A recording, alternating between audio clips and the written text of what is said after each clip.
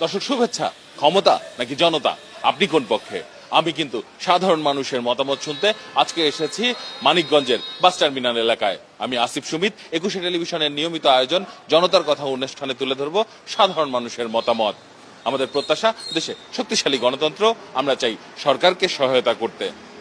দর্শক, সম্প্রতি পিআর পদ্ধতি নিয়ে অনেক কথা হচ্ছে, বিভিন্ন রাজনৈতিক দল বিভিন্ন ধরনের মতামত দিচ্ছেন। কেউ বলছেন পিআর ছাড়া নির্বাচন নয়, কেউ বলছেন যে পিআর পদ্ধতিতে নির্বাচন নয়। মূলত সাধারণ মানুষ পিআর পদ্ধতি বলতে কি বুঝেন শুনে নেব তাদের কাছ থেকেই। পিআর পদ্ধতি বলতে আপনি কি বুঝেন? আমি আসলে এই বিষয়ে কোনো অবগত না, আমি এই প্রথম শুনলাম আর কি। এটা অনেক কথা হচ্ছে, কিন্তু আমি এটা কিভাবে কি করে এখনো জানি না। এটা না, এটা তো নতুন কথা শুনতেছি, এটা তো কিছু বুঝি না। ক্রিয়া পদ্ধতি আমরা বুঝি না। আমরা ছোট থেকে ভোট দিয়ে আসতেছি, আঙ্গুলের ছাপ, এটাই আমরা ভোট চাই, এটাই আমরা দিতে চাই।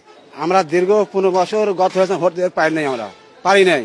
এবার আমরা ভোট চাই, সুন্দর ভোট চাই আমরা। ক্রিয়ার আমরা বুঝি না, আমরা যেটা সাধারণ সেইটা চাই আমরা। আমরা পিয়া কিরা অমুক কিরা আমরা তা কিছু বুঝি না। যারা সাধারণ খেটে খাওয়া মানুষ আছে তারা পিয়ার বুঝে না, তারা বুঝে তারা নিজেরা নির্বাচনে ভোট দিব, টিপ দিব। আমি যারা ভোট দিব তারা যেন আমি দিতে পারি। আমি পিয়ার করে দেব না, আমি আপনি আমার নেতারে ভোট দিলাম, হ্যাঁ এই জায়গায় হইলো না, বরিশালতে একজন পাঠাইলো, ওই ভোট গুই না, এই তারে তো আমি চিনি না, তারে আমার কি উপকার হইব?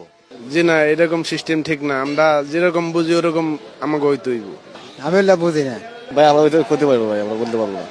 আমরা পিয়ার চাই না, পিয়ার সম্পর্কে আমরা বুঝতে না, কারণ পিয়ার আমরা বুঝি না এই দেশে। জানতাম না এই ব্যাপারে কিছু। আমরা এই নতুন কোন সংস্কার বুঝি না। আমরা চাই দেশে আমাকে বাপ দাদারা মুরব্বীরা যেভাবে দিয়ে আসছে আগে, আমরা এখন সাধারণ মানুষ আমরা ওইভাবে দেবো। নিজের নেতা মনোনয়ন করুম, যে মুখে ভোট দেবো, তারা দেখলাম হ্যাঁ আমার দেশের খারাপ হোক ভালো হোক, আমরা তারা দেখে হইলে ভোট দেবো, যার যেখানে ভালো লাগে।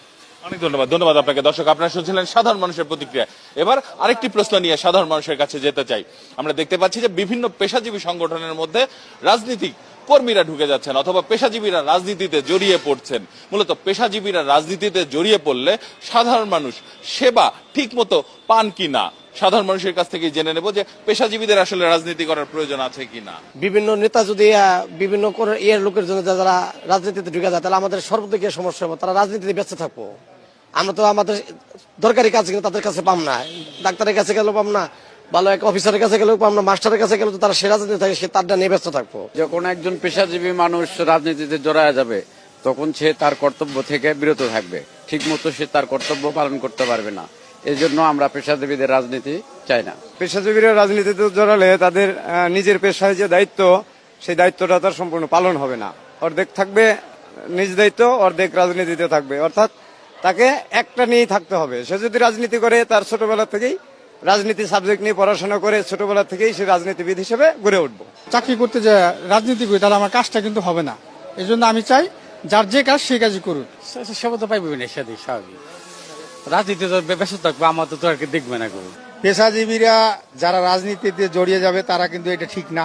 মাস্টার হোক, শিক্ষক হোক, এবং চাকরিজীবী হোক এবং ডাক্তার হোক, তারা এটা ঠিক না। যারা রাজনীতি করে পুরাতন থেকে, তারা রাজনীতি করবে না, ডাক্তাররা রাজনীতি করলে আমরা ঠিক মতো সেবা পাবো না, আমাদের দেশ ভালোভাবে চলবো না। পেশাজীবীরা যদি রাজনীতির জড়ায়, তার পেশার কোনো কাজই হবে না, সাধারণ মানুষ সেবা পাবে না।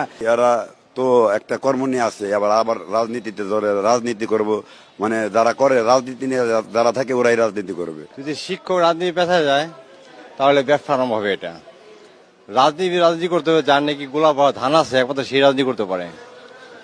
আজকালকার রাজনীতির নামে ব্যবসা আরম্ভ হয়েছে।